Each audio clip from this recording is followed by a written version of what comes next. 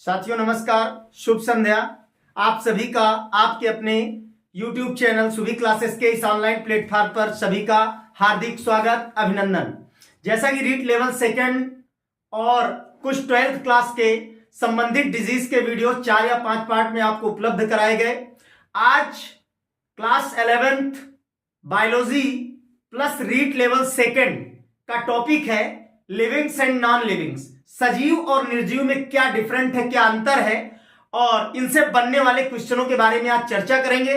तो आज की क्लास बहुत ही मजेदार होने वाली है, तो सभी लोग जरूर से जरूर इस वीडियो को देखें और समझें। और विशेष कंटेंट दिया जाएगा जिसमें सबसे पहले हम बात करने वाले हैं कि जीवधारी क्या होते हैं, सजीव हम किन्हें कहते हैं इस प्रकृति में, इस नेचर में, और निर्जीव किसे कहते हैं।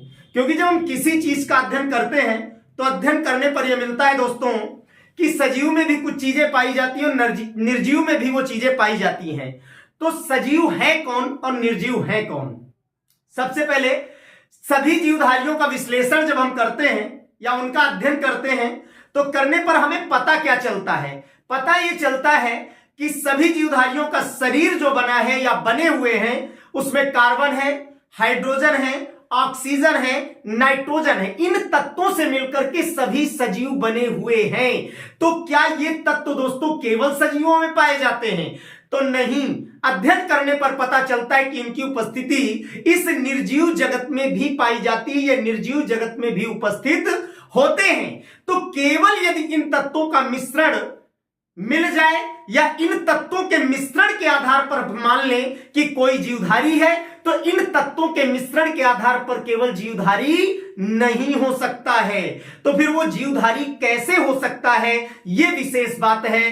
तो सजीव अपने लक्षणों के आधार पर ये प्रकट करते हैं कि मैं जीवधारी हूं, मुझ में जीवन है, इस जैविक प्रकृति का मैं एक अभिन्न अंग हूं। क्यों? क्योंकि जो सजीव होते हैं उनमें कुछ विशिष्ट या विशेष लक्षण दोस्तों परिलक्षित होते हैं या यूं कह दूं दिखाई देते हैं, जिनके आधार पर हम क्या कहते हैं कि वो सजीव हैं, और जिन पर ऐसे लक्षण परिलक्षित नहीं होते हैं उनको हम कह देते हैं कि निर्जीव है। इसलिए हम दोनों को पृथक कर देते हैं, दोनों को अलग कर देते हैं। अब बात आती है कि ये जो मैंने जनरल बात बताई ये बहुत आवश्यक बात है, क्योंकि हम सभी जानते हैं विशेष प्रकार से तत्वों से मिलकर के शरीर बना है। अगर हम देखें तो एक रासायनिक दृष्टि से या साइंस की दृष्टि से हम कहते हैं कार्बन है, हाइड्रोजन है, ऑक्सीजन है, नाइट्रोजन है इत्यादि ऐसे तत्व मिल करके किसी जीवधारी का क्या करते हैं, निर्माण करते हैं। और उसमें होने वाली समस्त जैविक प्रक्रियाओं का संचालन भी विशिष्ट कुछ ऐसे अंग हैं या अंग तंत्र हैं जिनके द्वारा वो जैविक क्रियाएं संचालित होती हैं। लेकिन उसके पहले अगर हम बात करें तो आप ये भी जानते हैं कि छित जल पावक गगन समीरा पंच तत्व यह रचित शरीरा। छित माने मिट्टी, जल माने पानी, पावक माने अग्नि, गगन माने आकाश, समीर माने हवा। ये पांचों तत्व मिलकर के एक जीव जगत के प्राणी का निर्माण करते हैं, अगर हम आध्यात्मिक दृष्टि से और साइंटिफिक दृष्टि से दोनों से सोचे तो।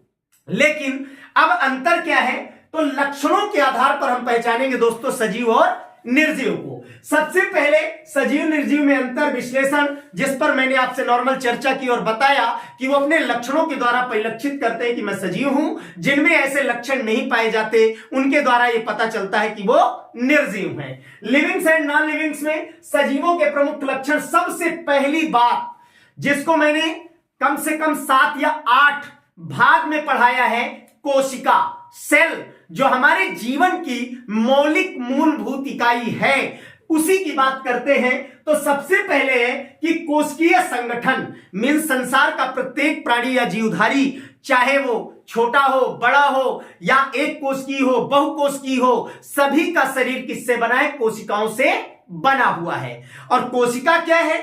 तो किसी भी जीवधारी के शरीर की क्रियात्मक, संरचनात्मक, मौलिक या मूलभूत इकाई जो यूनिट है उसे हम क्या कहते हैं? कोशिका कहते हैं। ये मैंने सेल में पढ़ा रखा है और संपूर्ण परिचय दे रखा है, जो 0 से हीरो लेवल तक, अपर लेवल तक की क्लास के लिए, बड़े से बड़े से एग्जामों के लिए इसी चैनल पर 7 या 8 पार्ट्स में वीडियो उपलब्ध है, आप जाकर के चैनल में देख सकते हैं। तो कोशिका की परिभाषा मैंने बताई। अब बात करते हैं कि कह रहा है कोशिकाओं से मिलकर बना होता है शरीर प्रत्येक जीवधारी का। शरीर एक या अनेक कोशिकाओं से बना होता है, बिल्कुल राइट है। एक कोश की और बहुकोश की, यूनिसेलुलर और मल्टी सेलुलर, दो प्रकार के जीवधारी दोस्तों प्रकृति में पाए जाते हैं। तो जो एक कोशिका से बना है शरीर, वो सभी अपनी जैविक क्रियाओं को एक कोशिका के द्वारा संचालित करते हैं, जैसे प्रोटोजोआ के जंतु हैं। और जैसे उच्च कोटि के प्राणी हैं, उनका शरीर बहुत सारी कोशिकाओं से मिलकर के बना है। वही कोशिकाएं ऊतक बनाती हैं, ऊतकों से अंग बनते हैं, अंग से अंग तंत्र बनते हैं, अंग तंत्र से जीव बनता है, और उसी में समस्त जैविक प्रक्रियाएं जो है अंग तंत्र चलाते हैं, तब उसको जीवन के रूप में परिलक्षित होता है, वो जीवधारी कहा जाता है। तो यहां पर प्रत्येक जीवधारी का शरीर एक या अनेक कोशिकाओं से मिलकर के बना होता है, यानी कोशिकीय संगठन का बना होता है। ये छोटी सी सरल बात हो गई। कोशिका की परिभाषा मैंने आपको दोस्तों बता दी। अब बात करते हैं सबसे प्रमुख, जो बहुत इंपॉर्टेंट है, जीव द्रव्य। जीव द्रव्य क्या होता है, इसको भी मैंने कोशिका में बता रखा है। जीव द्रव्य मीन्स कोशिका में पाया जाने वाला कोशिका द्रव्य और केंद्रक द्रव्य दोनों का संगठित रूप जीव द्रव्य कहलाता है। Means cytoplasm plus protoplasm, cytoplasm plus nucleoplasm बराबर प्रोटोप्लाज्म। जीव द्रव्य जो है, जीव द्रव्य जीवन का भौतिक आधार है। जीव द्रव्य नहीं होगा तो किसी जीवधारी का जीवन नहीं होगा, कोशिका डेड होगी, निर्जीव होगी। ये मैं नहीं कह रहा हूं, एक वैज्ञानिक थे हक्सले, जिन्होंने कहा था जीव द्रव्य जीवन का भौतिक आधार है। लेकिन प्रश्न बनता है जीव द्रव्य शब्द किसने दिया, तो जीव द्रव्य शब्द एक वैज्ञानिक थे पुरकिंजे, उन्होंने दिया। अब मैं पहले बता दूं कि जीव द्रव्य को अगर परिभाषित करें या कोई पूछ ले जीव द्रव्य क्या है, तो हम क्या कहेंगे, तो तरल गाढ़ा रंगहीन लसलसा जल युक्त पदार्थ जो कार्बोहाइड्रेट, वसा, प्रोटीन व अकार्बनिक लवणों से बना होता है, उसे ही दोस्तों क्या कहा जाता है, जीव द्रव्य कहा जाता है, मीन्स प्रोटोप्लाज्म कहा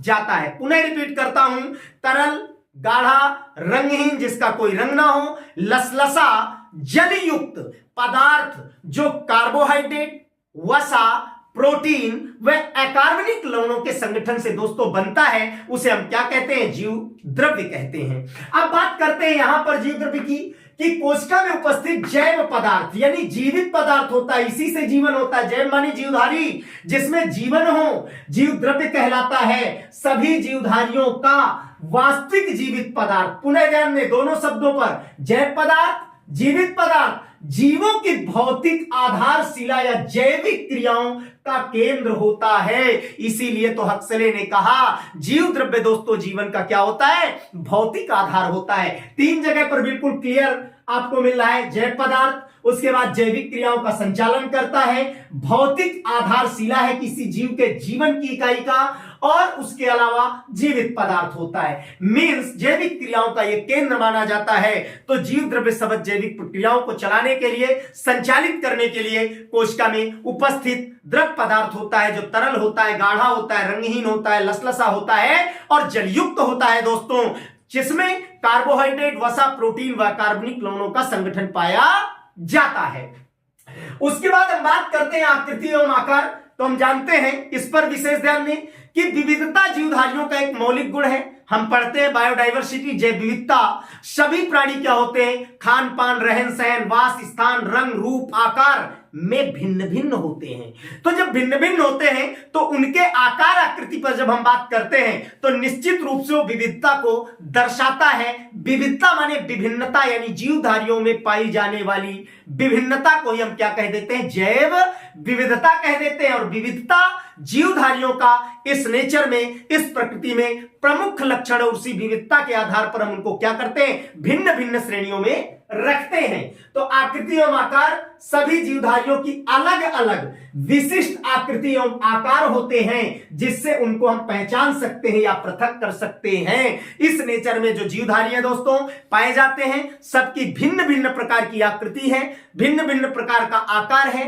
उनके माध्यम से हम उनको पहचानते हैं और उनको पृथक करते हैं और उनकी पहचान को निश्चित करते हैं। ये एक लक्षण है। उसके बाद कह रहा है उपापचय, इंपॉर्टेंट है। उपापचय यानी सजीवों की कोशिकाओं में होने वाले संपूर्ण जैव रासायनिक क्रियाओं को, जैव प्रक्रम, पाचन, श्वसन, उत्सर्जन, परिवहन, परिसंचरण, ये सारी की सारी क्रियाएं हैं जो तंत्रों द्वारा संचालित होती हैं, और अगर ये भंग हो जाए, किसी प्रकार की बाधा उत्पन्न हो जाए, तो फिर समस्या उत्पन्न हो जाती है जीवधारियों के लिए।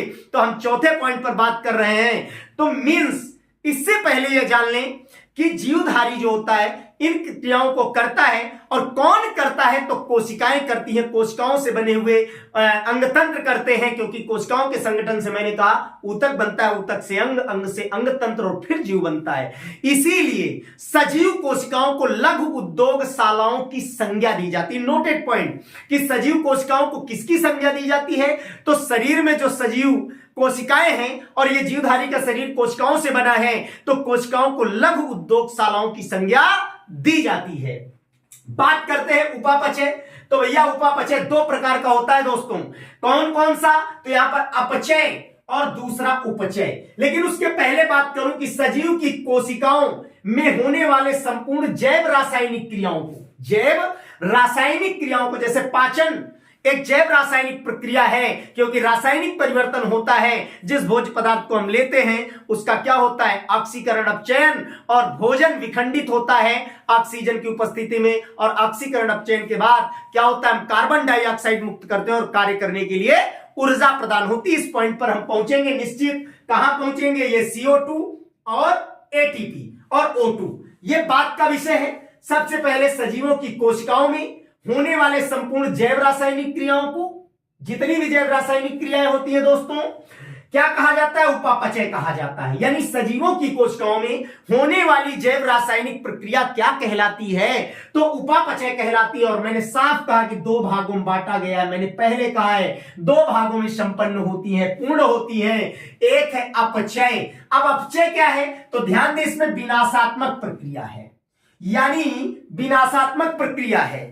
मीन्स क्या, तो जैसे श्वसन उत्सर्जन, चलो श्वसन रिस्पिरेशन, कार्बन डाइऑक्साइड मुक्त करते हैं, उसके अलावा ऑक्सीकरण अपचयन होता है, अभी मैंने बताया, और उत्सर्जन।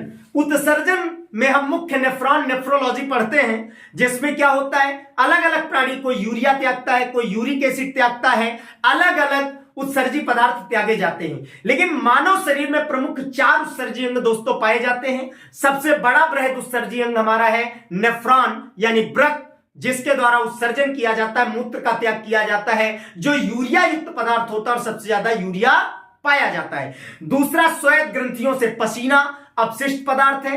तीसरा कार्बन डाइऑक्साइड जो लंग्स के द्वारा, और चौथा पाचन की क्रिया यानी आंत्र। इस प्रकार से 4 प्रमुख उत्सर्जी अंग मानव शरीर में या जंतु शरीर में दोस्तों पाए जाते हैं। तो यहां पर यह विनाशात्मक प्रक्रिया होती है। कौन सी, अपचय।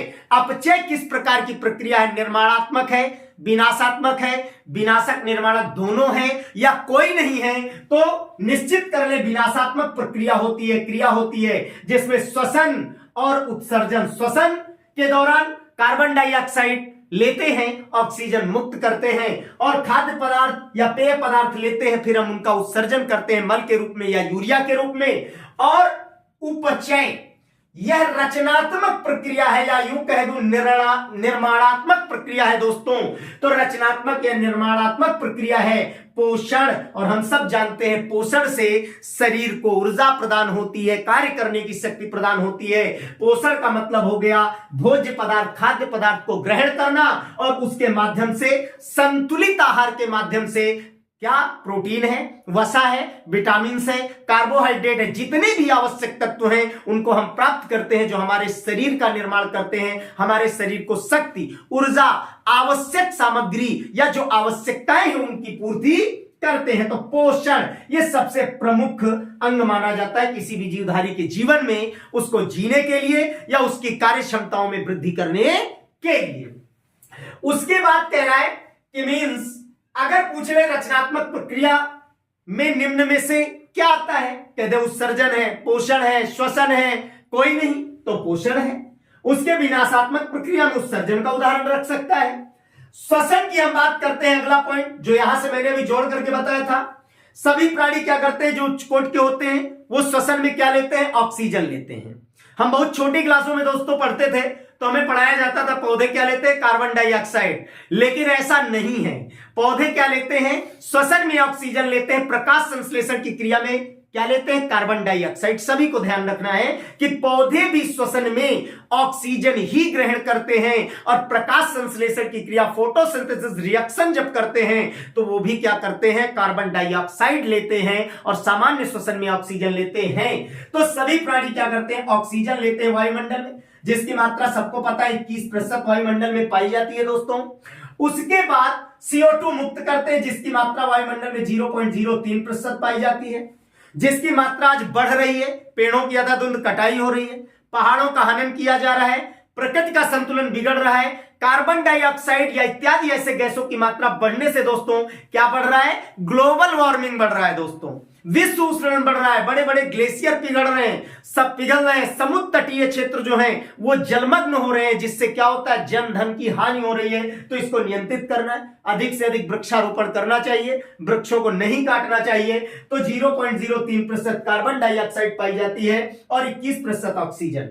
तो ऑक्सीजन हम लेते हैं नेचर से और कार्बन डाइऑक्साइड मुक्त करते हैं, उत्सर्जन करते हैं, ये श्वसन की जब बात करते हैं। इस दौरान होता क्या है, वसा का कार्बोहाइड्रेट व प्रोटीन का विघटन होता है। वसा, कार्बोहाइड्रेट, प्रोटीन का विघटन, जिनको हम भोजन के माध्यम से लेते हैं, संतुलित आहार के माध्यम से लेते हैं। मैंने बताया था ऑक्सीकरण अपचयन यानी खाद्य पदार्थों का विखंडन, जिसको हमने आमाशय में लिया, मुख के बाद मुख गुहा से ग्रसिका, ग्रास नली होते हुए छोटी आंत, बड़ी आंत सभी जगह की यात्रा करती है, लेकिन भंडारित क्षेत्र आमाशय होता है।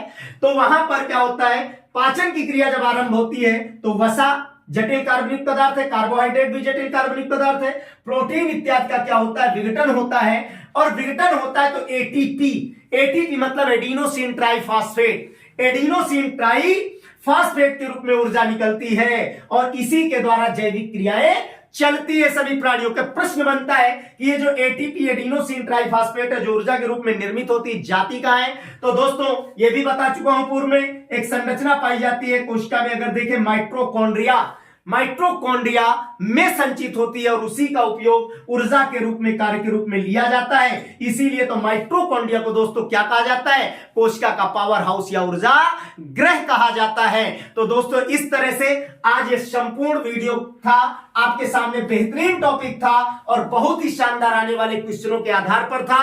तो सभी लोग चैनल को लाइक करें, सब्सक्राइब करें, शेयर करें और कमेंट्स में जरूर बताएं अगर वीडियो पसंद आया है तो। सभी को धन्यवाद, नमस्कार, फिर मिलते हैं पुनः, तब तक के लिए।